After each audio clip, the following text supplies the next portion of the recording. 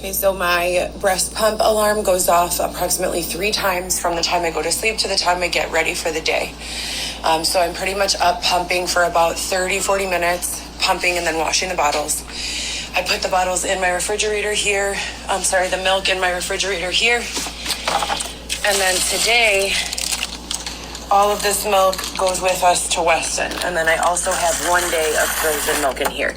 This milk is milk that I pump on the weekend that I cannot bring because it's only 4 days. It only has a shelf life in the fridge of 4 days before it has to be frozen. So I bathe in this. And when if you think about like the biology of taking a warm bath, your pores are open. So it's almost like ingesting. So all of that immunity and the antibodies that I'm giving to my baby, they're also good for me. So a milk bath on the weekend. I've never stopped applying for work. I have never stopped looking for other opportunities to not be dependent on the system. I'm not typically, just someone who gives up. I always work really, really hard to try to accomplish my goals. I have done numerous successful entrepreneurial challenges and been profitable in them, direct-to-consumer sales and online sales and marketing and things of that nature. We were told that our shelter might be moving us out to another shelter. We don't know. It's Xavier and I. And we are only able to see our son Wednesdays, Thursdays, and Fridays for 2 hours a day when I breastfeed him. And we have court for that in August because we were homeless at the time that I gave birth. I know so many women who have been homeless just from being in these situations. Their babies were not taken. They were offered assistance prior. So God knows I searched for it. God willing, this will be the end of the struggle.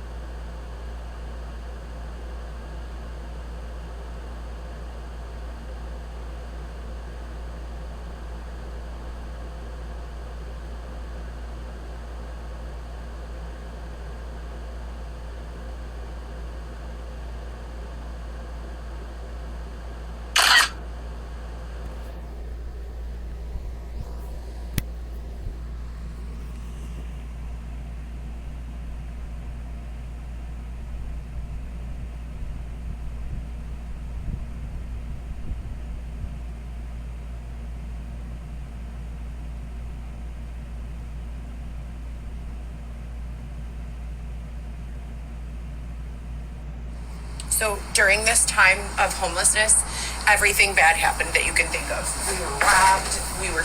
I was sexually assaulted.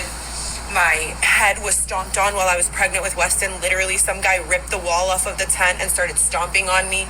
I was pregnant with my son, and I was going to the police for help, the hospitals for help, even strangers, and no one came through. No one helped us. Weston was born February 19th.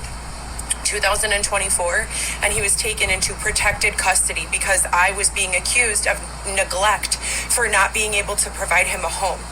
I don't understand the legal terms behind this, and I'm still looking for an attorney. I have a standby attorney, but have been mostly representing myself. Nothing about this seems legal. I know for a fact that there are programs there. I have the proof that we requested the assistance. Why didn't we receive the assistance that everyone else in this country deserves and gets? So every single time we would call 311, and the number of times I called is, probably close to 100. On my phone, Xavier's phone, old phones. And we finally were told about 4 months before Weston was born that when the baby was born, we would be accepted to family housing and offered assistance at that time. And that's exactly what happened. However, we've been fighting in court for Weston back ever since. I'm not allowed to discuss the details, which makes it very difficult to do any fundraising or ask for any assistance for, a lawyer or anyone who can help. But we visit him 3 times a week.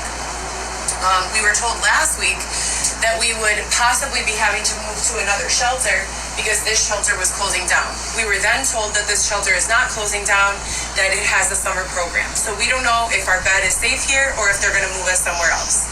We have no idea.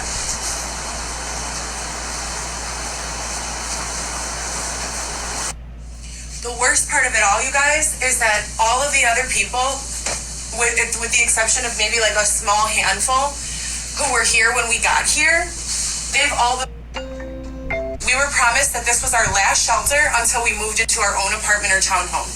That's what we were told by the emergency shelter. That's what we were told by this shelter. Since that time, representatives from the city, representatives who are not from the city, and random people, I guess they would be investors, I really don't know who they are, they've all said different things. Some of them have referred to this as a temporary shelter. It's not. Some of them have referred to this as a winter bed program. It's not. Some of this have referred to this as a transitional housing. It's not. So I have the paperwork they gave us. This was supposed to be our 6-month shelter while we awaited permanent housing, apartment or a townhome.